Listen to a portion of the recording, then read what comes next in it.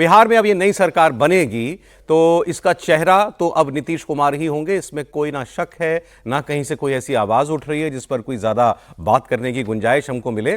नई सरकार के गठन तक अभी नीतीश कुमार जो हैं वो केयर टेकर सीएम बने रहेंगे और तेजस्वी यादव भी अपने घर पर बैठक करके हार की समीक्षा करेंगे। आज दोपहर 2 बजे तेजस्वी अपने विधायकों के साथ ये जो हार हुई, नतीजा आया, इसको लेकर बातचीत करेंगे।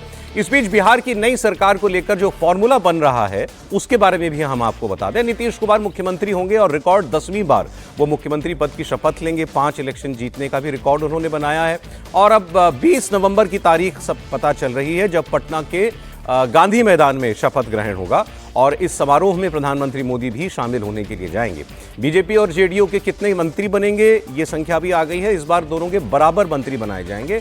पिछली बार जो सरकार थी उसमें मुख्यमंत्री नीतीश कुमार थे और मंत्री पद ज्यादा मिले थे बीजेपी को, लेकिन इस बार जो फॉर्मूला अभी तक सामने आया है उसके मुताबिक बराबर बराबर मंत्री बनेंगे। ऑब्वियसली उसमें मुख्यमंत्री का नाम, मुख्यमंत्री जो संख्या होगी वो मंत्रियों की संख्या में शामिल किया जाएगा। 2 डिप्टी सीएम होंगे, दोनों बीजेपी से होंगे, इसमें भी अब कोई शक नहीं है। सम्राट चौधरी का दोबारा डिप्टी सीएम बनना ये तो तय ही माना जा रहा है, जबकि जो दूसरे डिप्टी सीएम थे विजय सिन्हा, वो अब इस नई सरकार में भी क्या उस पद पर होंगे, इस पर फिलहाल अभी सस्पेंस है, तो उनके नाम को लेकर क्लैरिटी नहीं है। लेकिन सम्राट चौधरी को जरूर वही भूमिका मिलेगी, इसमें ये अभी तक ऐसा लग रहा है। दूसरा उप मुख्यमंत्री, उस पर किसी महिला विधायक के विकल्प पर भी बात हो रही है, क्योंकि इस चुनाव में आप सब जानते हैं महिलाओं ने जितना बढ़ चढ़कर हिस्सा लिया, ऐतिहासिक टर्नआउट उनका रहा और उसका बहुत बड़ा हिस्सा एनडीए को मिला, तो एक महिला उप मुख्यमंत्री हो सकती है। इससे पहले भी एक महिला उप मुख्यमंत्री एनडीए दे चुका है। अब आज दिल्ली में इन सब बातों को लेकर के आखिरी फैसला किया जाएगा। बीजेपी और जेडीयू से, जैसा हमने आपको बताया, मंत्रियों की संख्या बराबर रहने वाली है। चिराग पासवान की पार्टी, जिन्होंने 19 सीटें जीती हैं, उनको इस बार 2 मंत्री पद मिल सकते हैं और इनके अलावा जीतन राम मांझी, उनकी हिंदुस्तानी अवाम मोर्चा को 1 मंत्री और उपेंद्र कुशवाहा की आरएलएम को भी 1 मंत्री बनाने का मौका दिया जाएगा। और चिराग पासवान के बारे में अगर कहीं आप ये सुन रहे हो कि वो उप मुख्यमंत्री बन सकते हैं या वो बिहार की राजनीति में जाएंगे, तो ऐसा नहीं है। वो अपनी पार्टी से किसी को नॉमिनेट करेंगे मंत्री पद के लिए। 2 लोग अभी तक बताए जा रहे हैं कि मंत्री बनेंगे उनकी पार्टी से, लेकिन वो स्वयं वो केंद्र में मंत्री बने रहेंगे। अगले 4 दिनों तक पटना के गांधी मैदान में आम लोगों के लिए कोई एंट्री नहीं होगी।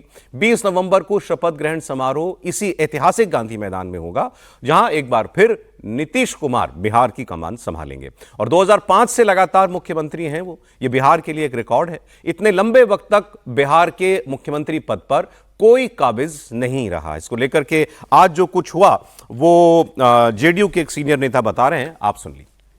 मंत्रिपरिषद की बैठक हुई। परिषद में यह निर्णय हुआ कि जो वर्तमान विधानसभा है वह 19 तारीख के प्रभाव से वर्तमान विधानसभा को विघटित करने की अनुशंसा कैबिनेट ने की है, जो मुख्यमंत्री जी के माध्यम से मुख्यमंत्री जी के द्वारा अभी महामहिम को दे दिया गया है कि 19 तारीख के प्रभाव से वर्तमान विधानसभा का विघटन किया जाए। तो अब ये अभी तक का अपडेट था। अब इस वक्त उप मुख्यमंत्री तो हैं, लेकिन केयरटेकर मुख्यमंत्री के तौर पर नीतीश कुमार हैं जब तक कि शपथ नहीं हो जाती है। इस्तीफा जो है उन्होंने दे दिया। विधानसभा भंग करने की सिफारिश भी उन्होंने राज्यपाल के पास जाकर के कर दी है। समीर जी, अब ये जो बात आ रही है मंत्रियों को लेकर के, हमारी जानकारी तो यह है कि बराबर बराबर होंगे इस बार मंत्री, और एलजेपी के 2 और बाकी दोनों पार्टियों के 1-1 मंत्री बन सकते हैं। बिल्कुल, इस बार वैसे भी अगर बिहार का गणित देखें तो 36 मंत्री बन सकते हैं सीएम को लेकर। तो ये कहा जा रहा है कि दोनों से, मतलब भारतीय जनता पार्टी और जनता दल यूनाइटेड से 16-16 के मंत्री बनेंगे और 2 मिलेंगे रामविलास पासवान के जो बेटे चिराग पासवान की जो पार्टी है उनको 2 मिलेंगे और 1 उपेंद्र कुशवाहा को और 1 जीतन राम मांझी को मिलेगा। इस प्रकार से 36 मंत्रियों का मंत्रिमंडल बनेगा। तो प्रश्न एक तो पहला ये उठता है कि क्या नीतीश कुमार की शपथ ग्रहण के साथ ही 36 मंत्रियों का शपथ ग्रहण हो जाएगा कि कुछ मंत्री के पद खाली रखे जाएंगे?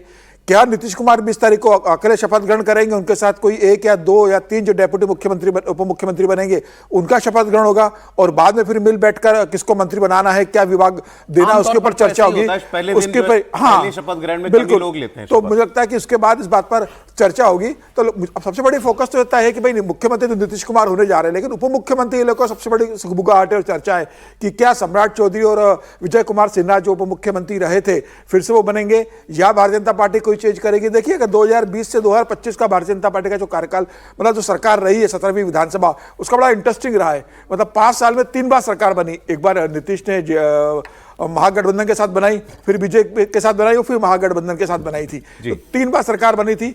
5 उप मुख्यमंत्री 2020 से 2025 के बीच में रहे थे भारतीय जनता पार्टी की तरफ से। पहले ताराकिशोर प्रसाद रहे, रेणु देवी रही, फिर जब दूसरी बार सरकार बनी तो सम्राट चौधरी बने और विजय कुमार सिन्हा बने। तो पहली बार के जो उप मुख्यमंत्री थे वो रिपीट नहीं किया गया। तो क्या इस बार कोई नया होगा? और मुझे लगता है कि इस बार एक महिला जरूर होगी उप मुख्यमंत्री के रूप में, होनी भी चाहिए। जिस तरीके से महिलाओं को वोटिंग किया, महिलाओं ने 8.8% ज्यादा वोटिंग करी, और जो भारतीय जनता पार्टी और जनता दल यूनाइटेड को महिलाओं ने वोटिंग करा है, तो मुझे लग रहा है कि निश्चित रूप से भारतीय जनता पार्टी कोशिश करेगी कि उप मुख्यमंत्री महिला बने। वो कौन होगी? चिराग पासवान को लेकर मुझे लगता है कि उन्हें उप मुख्यमंत्री का पद फिलहाल नहीं मिलेगा। मुझे ऐसा लगता है उन्हें 2 कैबिनेट मंत्री दे दी जाएंगे, एक राज्य मंत्री, एक कैबिनेट दिया जाएगा।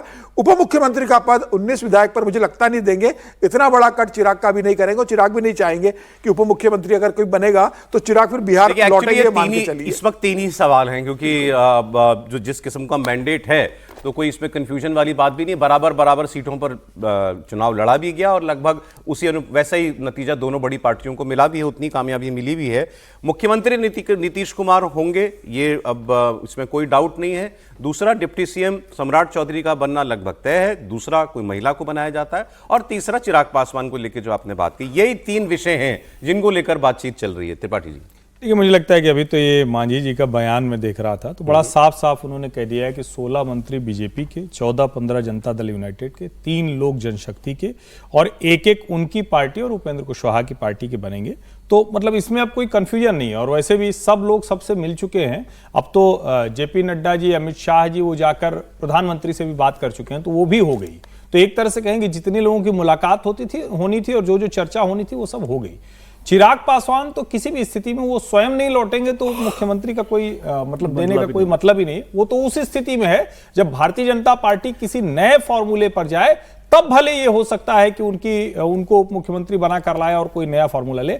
अभी की स्थिति में नीतीश कुमार मुख्यमंत्री हैं तो उनके साथ लगभग यही मंत्रिमंडल बनता हुआ नजर आ रहा है। इसमें कुछ आपको मंत्रियों के तौर पर जरूर लगेगा जिनको देखकर आप कह सकेंगे कि वो आगे राजनीतिक तौर पर जिनको बढ़ाने की भारतीय जनता पार्टी की स्थिति होगी, उनको मंत्रिमंडल में आप प्रमुखता से शपथ लेते हुए देखेंगे। तो चिराग नहीं आ रहे हैं इसमें? चिराग नहीं आएंगे, वो तभी आएंगे जब नीतीश कुमार मुख्यमंत्री नहीं हो।